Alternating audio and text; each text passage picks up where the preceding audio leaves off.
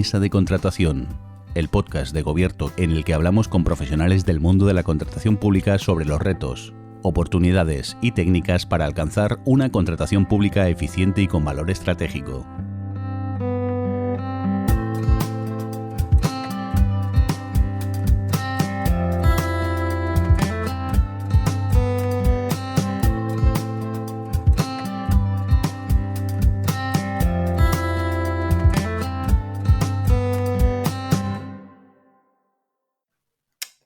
Hola, ¿qué tal estáis? Os damos la bienvenida una vez más a Mesa de Contratación, el podcast que hacemos el equipo de Gobierto Contratación para divulgar, dar a conocer, especializar, acercarnos a la contratación pública con personas relacionadas en el mundo de la contratación pública. Ya sabéis que tenemos una herramienta que trata de cumplir, de cubrir el proceso de contratación pública, el ciclo de vida de la contratación pública, y tratamos de ir aprendiendo para ir haciéndolo lo mejor posible. Hoy tengo una invitada un poco especial, no solo porque es innovadora del año en el CENIS, sino porque no está tan pegada a la contratación pública como otras personas, pero que nos va a aportar mucho. Así que me vais a permitir que esta vez cambie la primera pregunta habitual del podcast, porque va a venir al caso. Quedaros conmigo, que ya veréis cómo sí.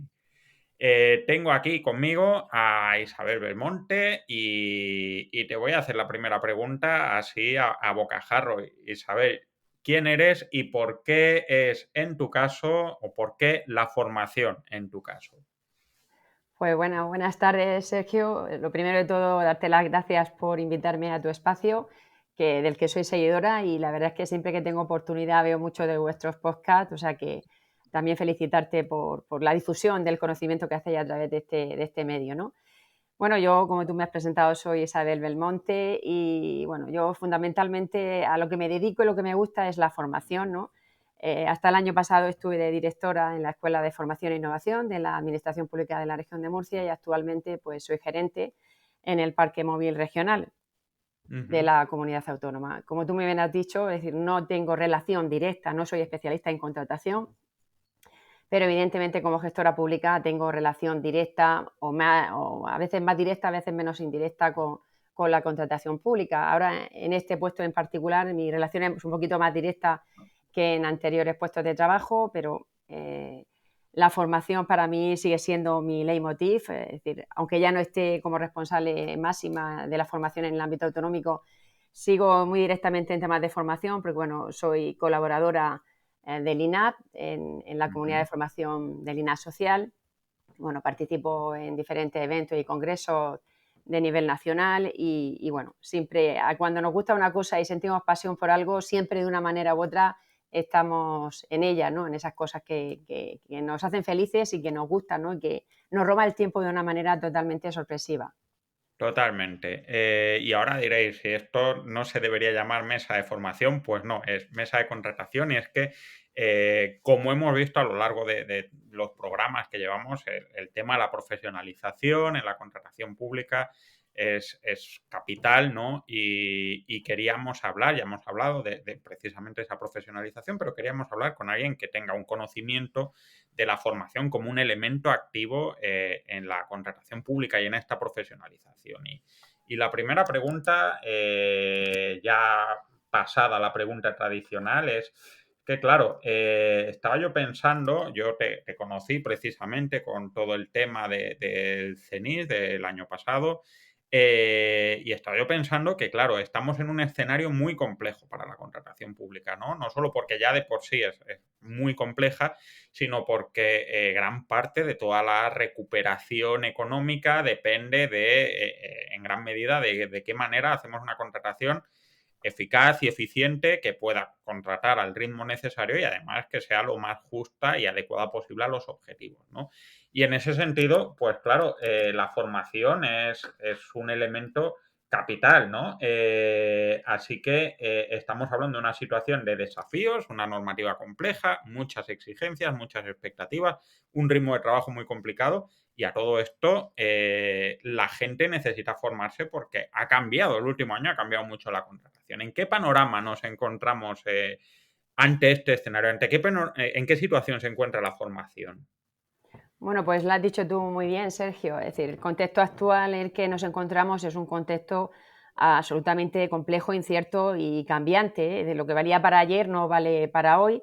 Y bueno, la verdad es que hemos pasado de una crisis económica a una crisis sanitaria con el COVID, y hoy incluso en las noticias de estos últimos días con la viruela del mono, una crisis bélica con la guerra de Ucrania y Rusia, una crisis energética. Es decir, y ante todo esto el sector público está claro que se enfrenta a retos absolutamente extraordinarios, ¿no? Hemos pasado incluso de lo que se denominaba entornos VUCA a los llamados entornos BANI, que precisamente nacen pues, para dar respuesta, ¿no?, a todas estas situaciones que son tan difíciles de predecir y de comprender. Y en este contexto, evidentemente, pues el papel que tiene la formación y el aprendizaje, no solamente desde un punto de vista organizativo, sino también desde un punto de vista individual de la persona, es crucial, ¿no? Y es crucial en todos los ámbitos de la gestión pública y, por supuesto, como no podía ser menos, en el ámbito de la contratación pública. Pero quizás si tuviéramos que preguntarnos, ¿no?, es decir, cómo la formación puede dar respuesta a estos desafíos actuales, que es un poco lo que me has venido tú a preguntar, pues yo para eso te diría una respuesta, en eso soy muy contundente, y es que yo creo que es precisa una revolución profunda del modelo formativo actual. Ujú. Y eso solamente puede conseguirse a través de dos premisas claras. La primera sería la necesidad de convertir el aprendizaje en una responsabilidad organizativa de carácter estratégico, mucho más orientada a lo que son las necesidades de la organización. Es decir, Ujú. hay que traspasar esa visión cortoplacista de la formación, atendiendo solamente a los planes de formación cerrados, un catálogo de acciones formativas cerrado, en la que el personal empleado público puede decidir qué hacer o no hacer, a una planificación, a una estrategia desde el punto de vista de la formación y el aprendizaje. Y quizá una segunda premisa importante a tener en consideración en esto sería la necesidad de abordar o adoptar un modelo transversal que configure el aprendizaje como un valor organizativo, es decir, un valor esencial dentro de la organización y de las personas que lo integran. Ujú. Pero es cierto y verdad que ese cambio de perspectiva, eso no se hace solo, no es de hoy para mañana, sino lo que necesita es la asunción por parte de la Administración de una responsabilidad, que es fundamentalmente la de formar a sus empleados públicos, y que además debe de liderar y gestionar directamente. Es decir, no puede descansar en el empleado público ni delegar en el empleado público la responsabilidad de que se forme por sí solo. Es decir, el empleado ve un catálogo de acciones formativas, decide, mira, hago esta acción formativa, esta no lo hago. Es decir, eso no puede ser responsabilidad exclusiva del personal empleado público, sobre todo por las enormes consecuencias que va a tener la formación, ¿no? La formación redunda en la mejora organizativa, y esa es la única manera que podemos entender la formación como una inversión, lo que se llama el ROI, ¿no?, como un santo grial que siempre se ha hablado de ello, ¿no?, de la formación. Es necesario abordar la dimensión estratégica del aprendizaje, y para eso es necesario lo que yo he dicho en muchas ocasiones, ¿no? Es necesaria una revolución del aprendizaje organizativo, y esa revolución fundamentalmente lo que consiste es en que la principal fuente de aprendizaje es el trabajo cotidiano, es decir, de manera que nos aseguremos que cada trabajador obtenga en su entorno laboral el aprendizaje necesario para su adaptación continua. En definitiva, que el aprendizaje sea un proceso que básicamente se produce en el flujo de trabajo, una actividad casi invisible que se entremezcla con nuestras funciones, ¿no? Tal y como afirma Michelle Weiss, que es una experta en aprendizaje permanente y vicerrectora de Estrategia e Innovación en la National University System, que habla del lugar de trabajo ya como un aula del futuro, o sea, hasta ese Ujú. nivel, ¿no? Yo creo que tenemos que madurar esa idea y avanzar hacia esa dirección, porque además lo que está claro es que el contexto actual lo que nos impone es un modelo en el que tener la actitud para aprender día a día, lo que se conoce como lifelong learning, se hace más necesaria que nunca. Eso yo creo que es Claro, clave.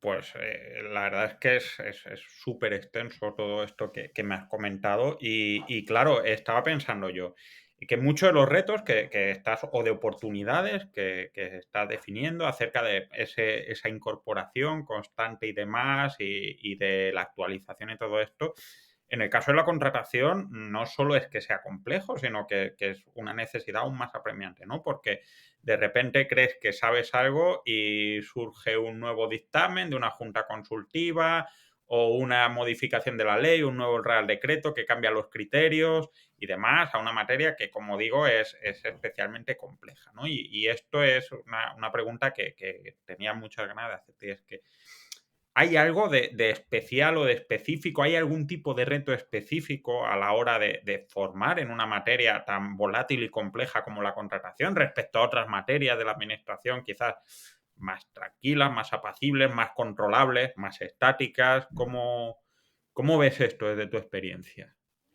Bueno, pues lo has dicho tú muy bien, Sergio, que es que de todos los ámbitos de la gestión pública, yo creo que la contratación es un ámbito pues especialmente complejo e importante, sobre todo pues si ya nos fijáramos solamente en la gran repercusión que tiene en el porcentaje del gasto público, pues según los últimos estudios en el entorno de los países de la OCDE, ya la contratación pública aumentó del 13,7% del PIB en 2019 al 14,9% del PIB en 2020. Además, de ser un ámbito clave en la actividad económica de todas las administraciones públicas y que además está expuesto particularmente pues, a la mala gestión, al fraude y la corrupción. Además, yo Ujú, leyendo un estudio vuestro, ¿no? ujú. Anual, el estudio anual sobre contratación Sí, pública en España 2021, que además cuya lectura recomiendo porque es muy sencillo y además muy clarificador. bueno, gracias. El pasado año indicabais vosotros mismos que se hicieron más de 112.000 adjudicaciones sin incluir los contratos menores y eso pues Ujú, acudiendo solamente a los datos publicados en portales de contratación del Estado de Cataluña y Euskadi. Es decir, eso ya nos da pues una idea muy clara de por dónde nos debemos de mover y bueno, y que el ámbito de la contratación además pues es un ámbito, como hemos dicho, especialmente complejo, ¿no? ujú. Además, como he comenzado al principio respondiendo a tu primera pregunta, también el ámbito de la contratación se ha visto especialmente afectado por el contexto actual.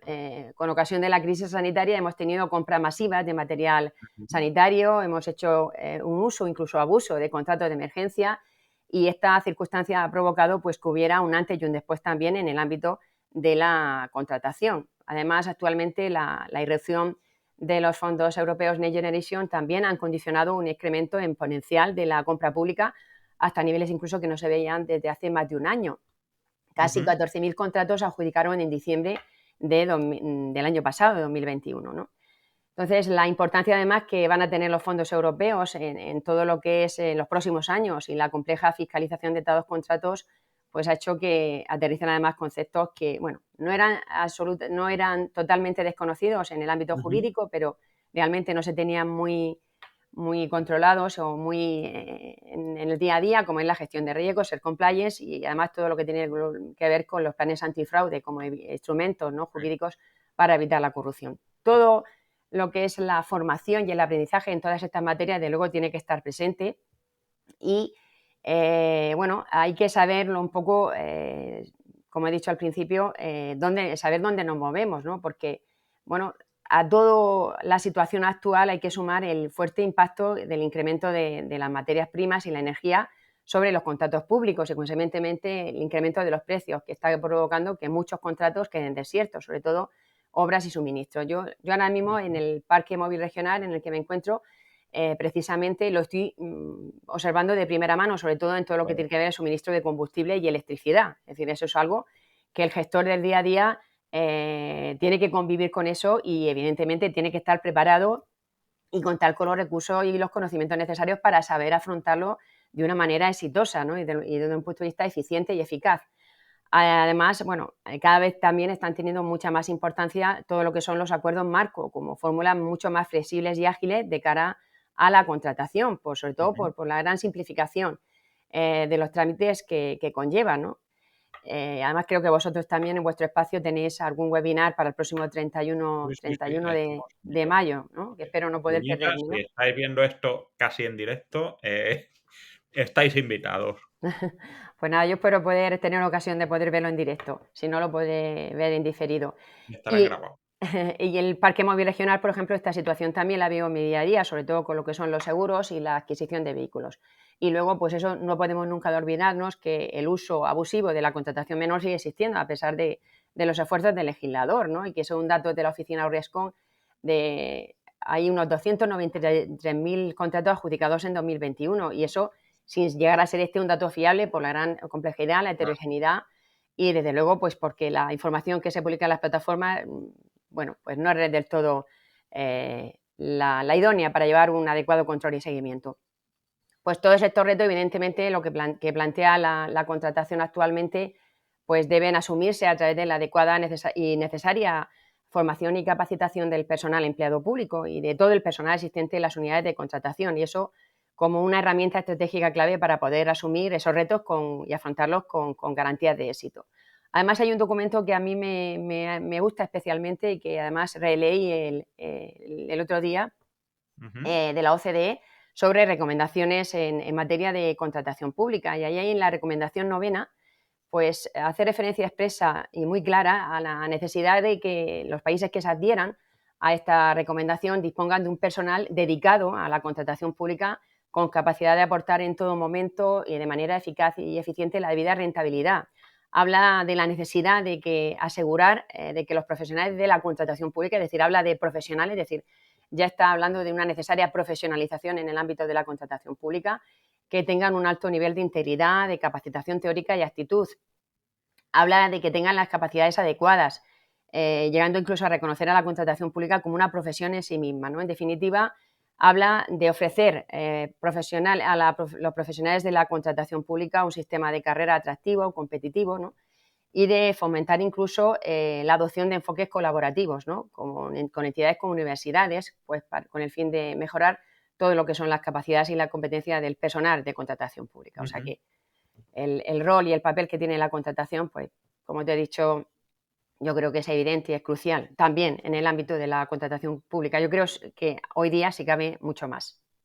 O sea, tenemos un escenario súper complejo en el que se junta, bueno, pues las condiciones contextuales actuales con una materia ya de por sí compleja, con una necesidad muchas veces de integrar conocimiento administrativo con conocimiento técnico o de negocio o de unidad promotora, y además con el plus añadido de toda la carga de ética y de prevención de la corrupción que tiene, que es otro nivel de formación añadido más complejo y no por ello menos crítico, ¿no? Y claro, ya has apuntado algo de colaboración con las universidades y demás, pero ya aterrizando un poquito más a la cruda actualidad de cualquier responsable público de temas de contratación o de formación, ¿cómo crees que tiene que enfocar una persona responsable? Imagínate, dices, quiero profesionalizar mi equipo de contratación o llegas a un centro de formación de una administración pública y le dices, necesito hacer un plan de formación específico para toda la gente de contratación. ¿Tú cómo harías eso? ¿Cómo lo plantearías? ¿De qué manera? Respondiendo a todos estos retos tan específicos que hemos estado señalando. Bueno, pues mira, a mí hay una cita que me gusta mucho de Eric Hoffer, que es un escritor y filósofo estadounidense, que decía algo así que como en tiempos de cambio, quienes estén abiertos al aprendizaje se adueñarán del futuro, mientras que aquellos que quieren saberlo todo están equipados para un mundo que no existe, ¿no? Muy bueno. Sí, es una cita que a mí me gusta especialmente, ¿no? Entonces, está claro que el aprendizaje es un imperativo para las organizaciones del siglo XXI y que la evolución con éxito de nuestras organizaciones depende de que haya una evolución rápida de las habilidades y conocimientos de sus profesionales. Además, hoy día la falta de mano de obra cualificada, sobre todo en perfiles relacionados con la tecnología, con la digitalización o la logística, pues se han convertido, pues como sabemos, en un problema para la mayoría de las economías occidentales, ¿no? Y sobre todo pues en sectores, pues por ejemplo, como puede ser el transporte o la construcción, lo estamos viendo, ¿no? Además, hay un dato muy interesante de la OCDE que va a servir, que tienen que tener muy en cuenta todo lo que son los institutos de escuelas de formación, incluidas las universidades, ¿no?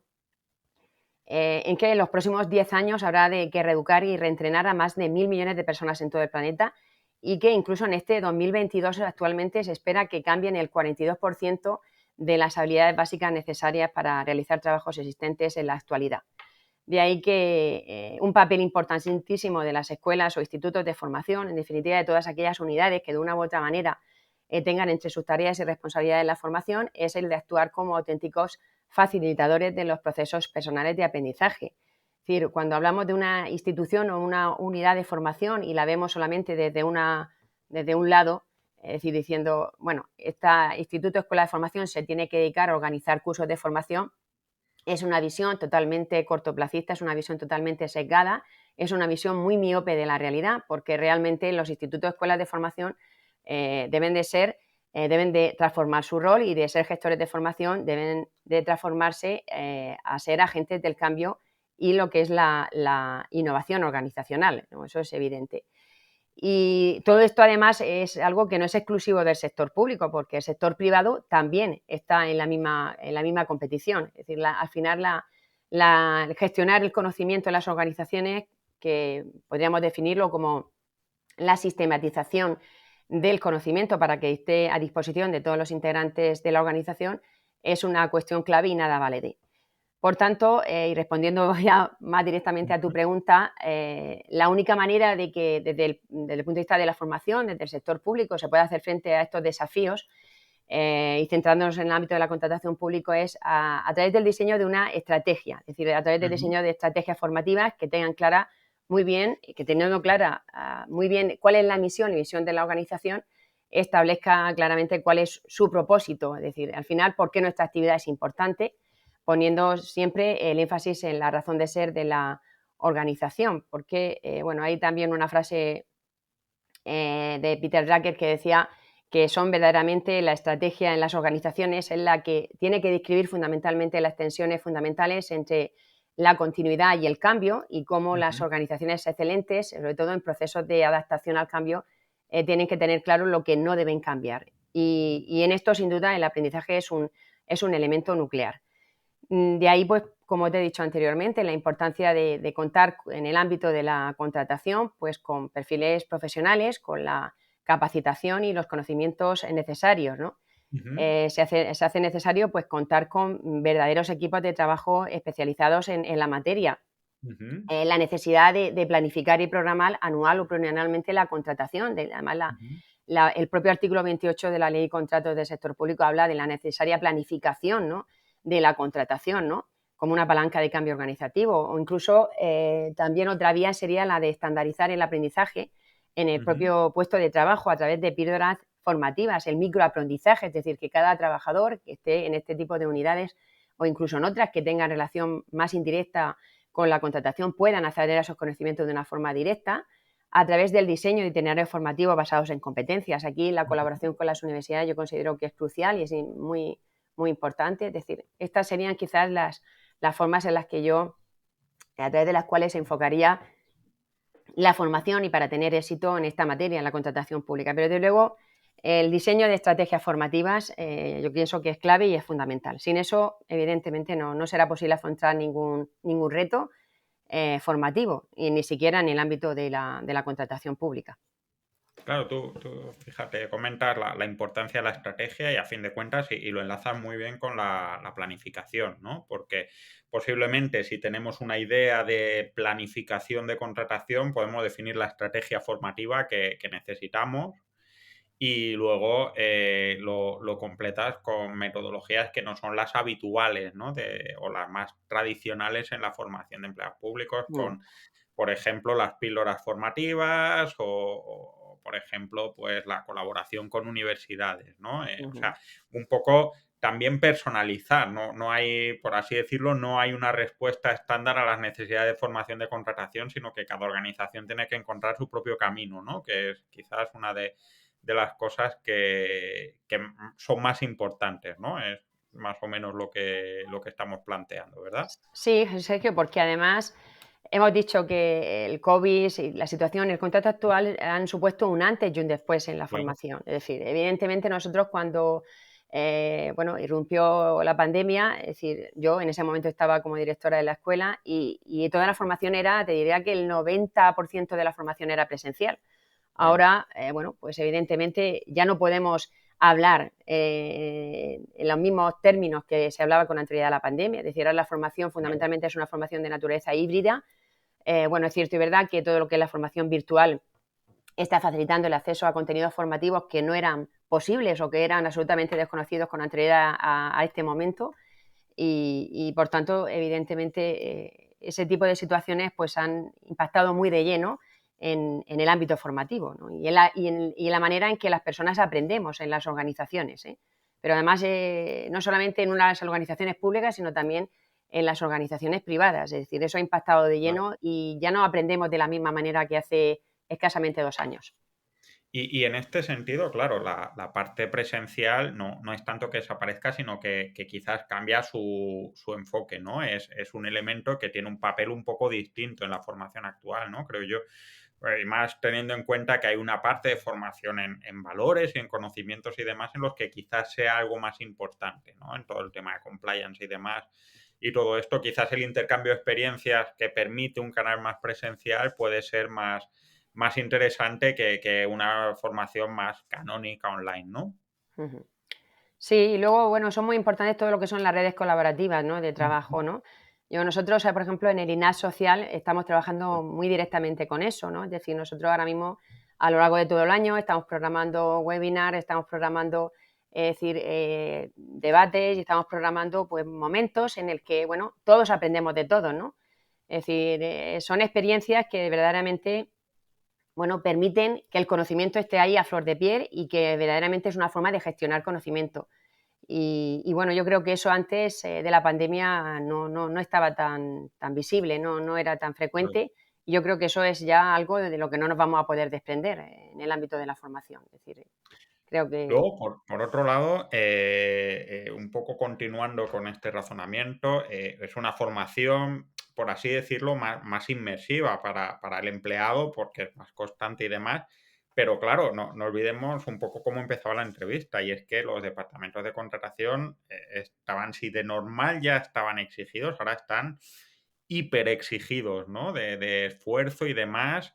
Y claro, la cuestión, y también lo has apuntado, ¿no? Hasta ahora, tradicionalmente, la formación se ha dejado ahí como un mercado de oferta para el empleado público y ahí te las vayas apañando, ¿no? Y ahora, pues, tenemos una parte que, por un lado, tiene que ser más proactiva porque la formación online requiere una parte de proactividad en un escenario de más carga de trabajo y en una dinámica de cambio constante. ¿Cómo implicar a la gente? ¿Cómo lograr que la gente participe y además entendiendo que la formación es una responsabilidad de las organizaciones públicas en este contexto?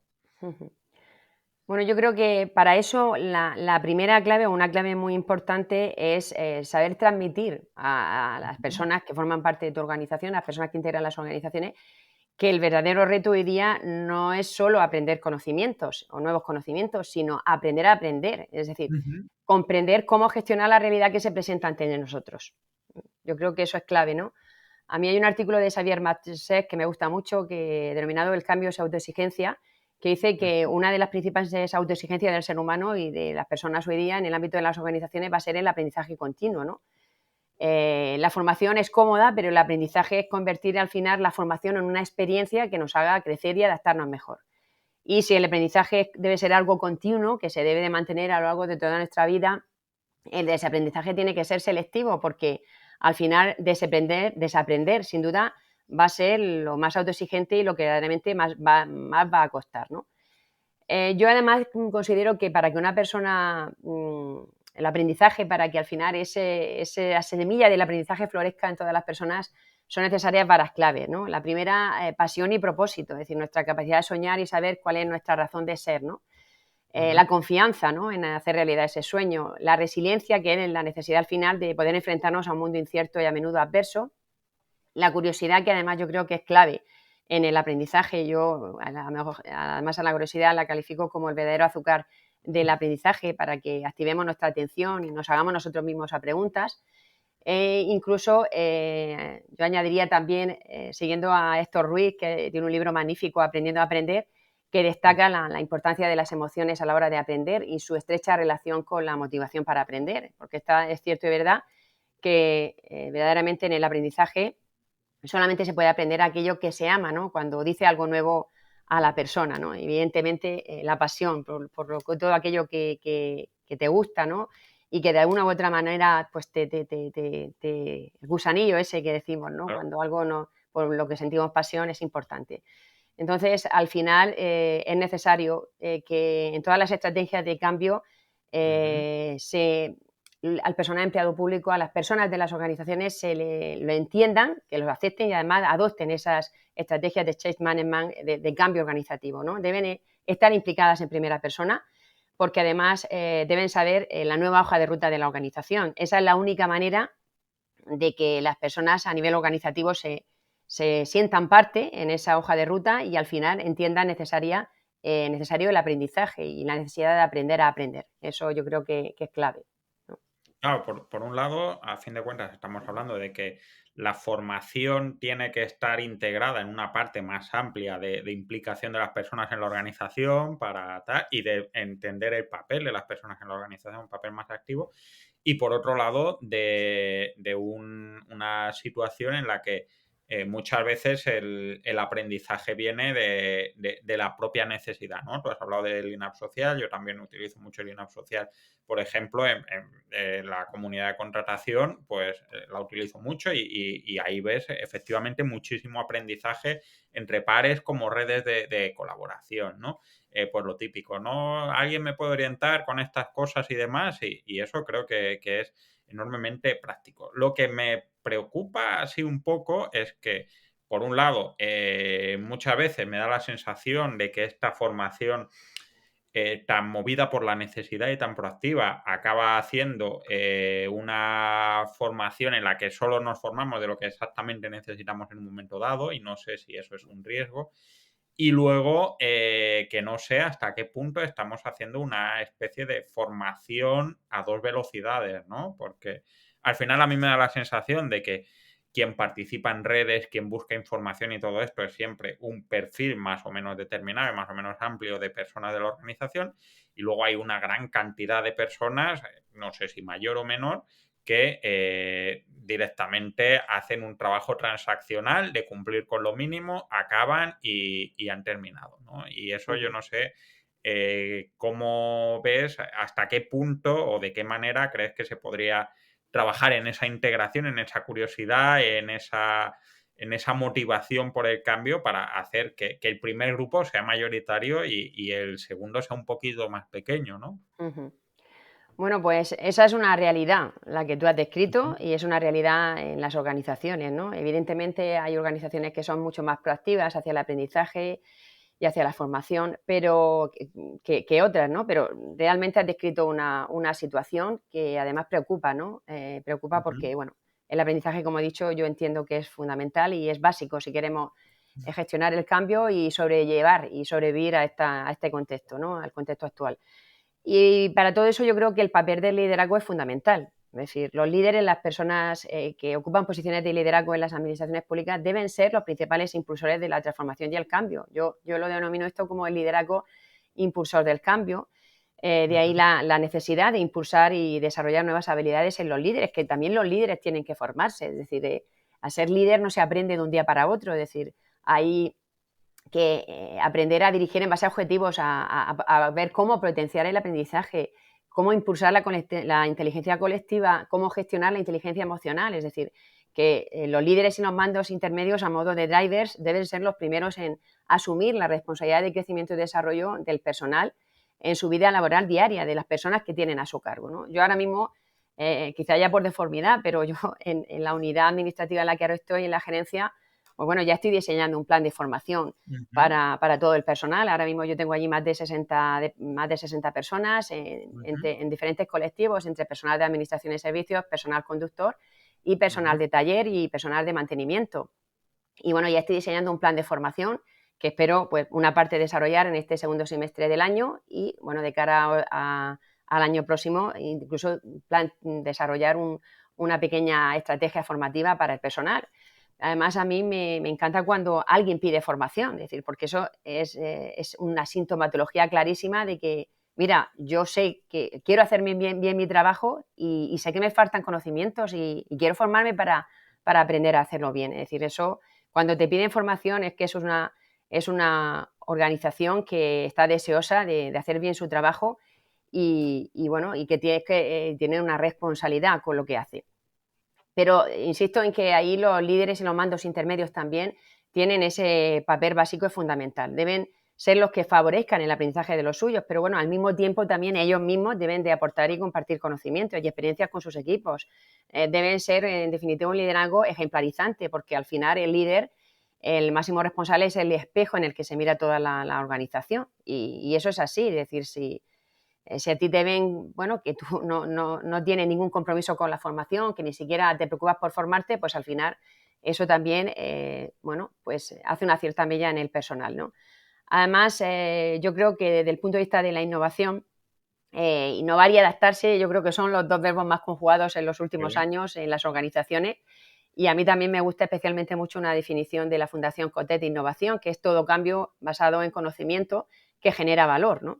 De ahí que para crear valor público deberemos innovar, y para ello haremos de gestionar adecuadamente el conocimiento de la organización y, por tanto, también de las personas que lo integran. Ahí hay una cadena de valor muy importante que une formación con conocimiento, innovación y creación de valor público, donde en esa cadena el eslabón más débil es sin duda el que une conocimiento con innovación, porque lo difícil es que a través del conocimiento se produzca la innovación. Claro, claro. La cuestión es un poco ese gran gap que tenemos entre, pues como ya hemos citado a Drucker por aquí, esto de que la cultura de la organización se desayuna la estrategia tranquilamente, ¿no? Exactamente, sí. Y claro, la cuestión es que siempre es interesante plantearse que la formación tiene un papel de cambio cultural, instrumental, por así decirlo, nos enseña a hacer las cosas bien, pero por otro lado tiene un elemento, o puede tenerlo, de cambio cultural en la organización, ¿no? Y ya se ha apuntado ahí algo acerca del liderazgo, pero quería un poco profundizar en este tema, ¿no? Porque además hemos hablado también de compliance y demás, y es cómo potenciar ese cambio cultural a través de la formación hacia una contratación pública más eficaz o más eficiente, y sobre todo en ese cambio de valores o en ese acentuar determinados valores que nos lleve a una administración más ética y más fiable, ¿no? ¿Cómo ves este tema? Pues yo ahí creo que la clave está en las personas, Ujú. ¿vale? Es decir, yo creo que las organizaciones, bueno, has hablado de la cultura organizativa. Yo creo que la cultura organizativa es el reto más difícil al que se enfrentan hoy día las organizaciones, ¿no? Y en lo que al aprendizaje se refiere, el generar una cultura del aprendizaje a nivel organizativo, yo creo que es un reto, si no de los más difíciles, pues verdaderamente un reto muy difícil. Pero Ujú. la clave, insisto, sigue siendo las personas. Es decir, hay que buscar la manera de implicar las personas a nivel organizativo, que se sientan parte del todo, porque está claro que las personas de manera conjunta, en equipo, logramos mucho más cosas que de una manera separada e individual. Eso, Ujú. vamos mucho más lejos y hacemos recorridos mucho más largos, unidos, de forma colaborativa, de forma conjunta, que de forma individual y separada. Y yo creo que esa es la clave fundamentalmente. Y los líderes, como decía, son los que deben de realizar, ahí los que tienen que tener llevar a cabo un liderazgo impulsor del cambio, que comprometa a todas las personas, ¿no? Y yo creo que en las organizaciones hoy día, desde luego, el especial protagonismo está en las personas. Ujú. Yo creo mucho más en las organizaciones redárquicas que las jerarquizadas. Creo mucho más en las organizaciones que están basadas en base al diálogo colaborativo, a las redes de colaboración. Yo creo, pues, como te he dicho, que se hace mucho más de forma conjunta, de forma separada. Y yo creo que implicando a las personas en esa gestión del cambio, haciéndoles partícipes de cómo se pueden hacer las cosas mejor, yo creo que es la única manera. Es decir, no, cuando desde el staff político, desde el staff superior, se adoptan decisiones en las que no hay un compromiso con las personas que integran la organización, en las que no se atiende lo que las personas necesitan, y sobre todo se desatiende un aspecto que para mí es clave en las organizaciones, que es el aspecto fundamental, que como es el emocional, es decir, que las personas se sientan cómodas, se sientan felices al ir al trabajo.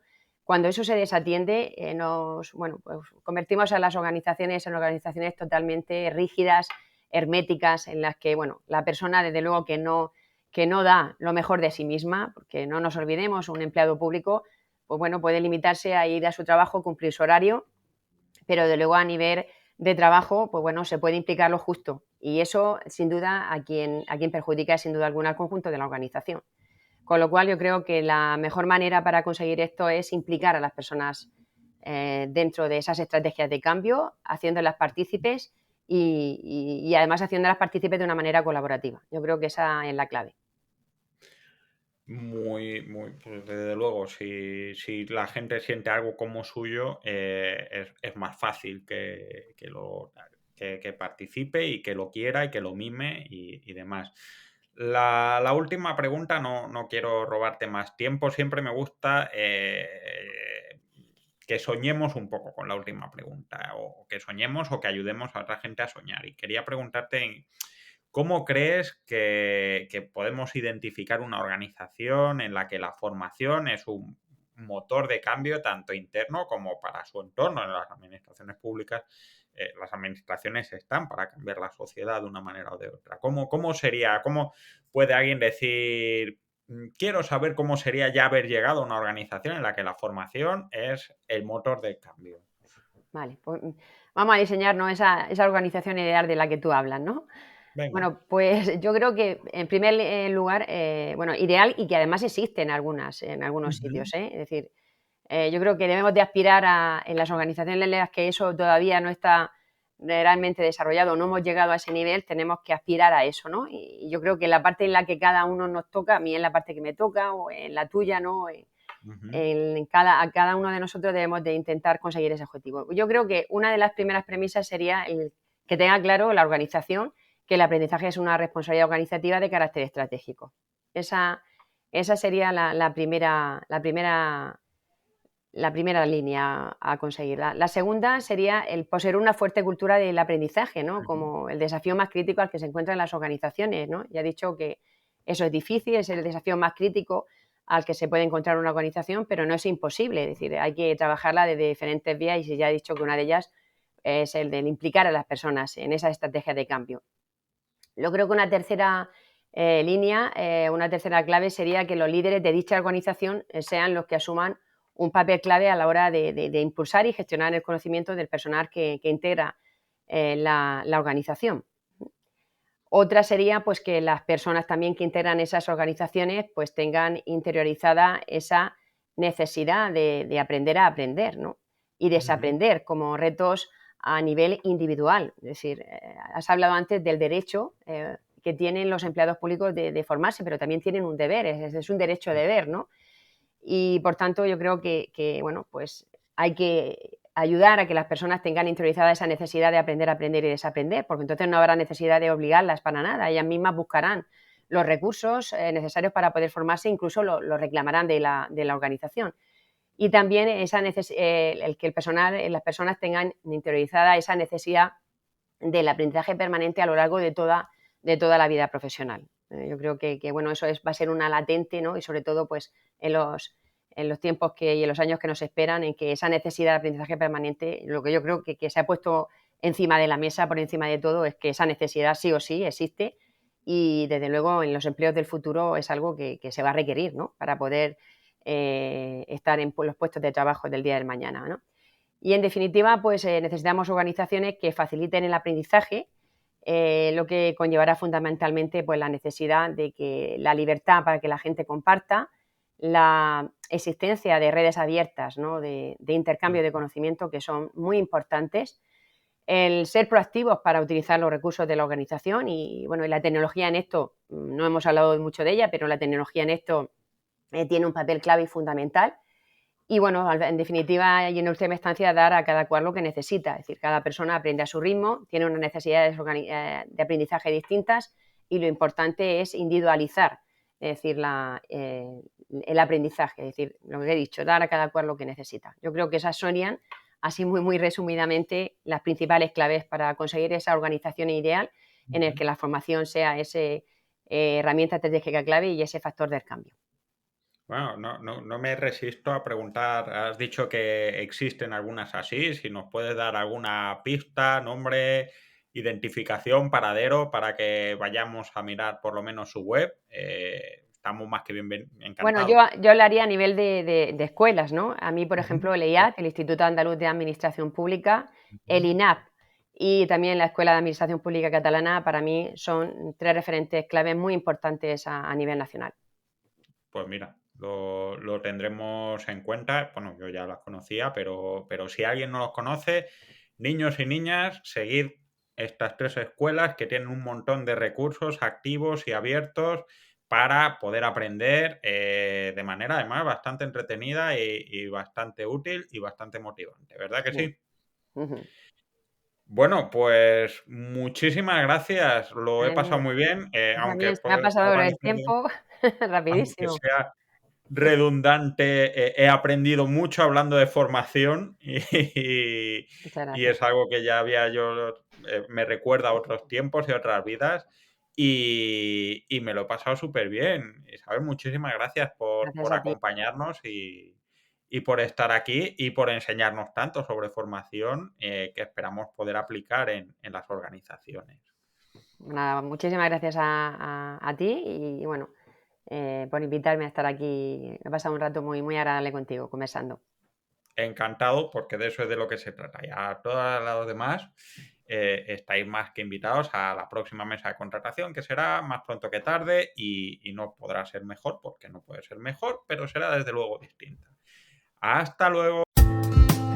Esto ha sido todo por hoy. Esperamos que te haya gustado y que esta mesa de contratación te haya sido de utilidad. Puedes encontrarnos en contratos.gobierto.es y puedes escuchar este y todos los podcasts en contratos.gobierto.es/podcast, en Spotify, Apple Podcasts, Google Podcasts o en cualquier otro sitio donde escuches habitualmente tus programas favoritos. Si crees que este trabajo vale la pena, te agradeceremos que des 5 estrellas, me gusta o comentes el programa en la plataforma de podcast que uses habitualmente y que lo recomiendes a quien creas que le pueda interesar. Esperamos verte muy pronto de nuevo por aquí.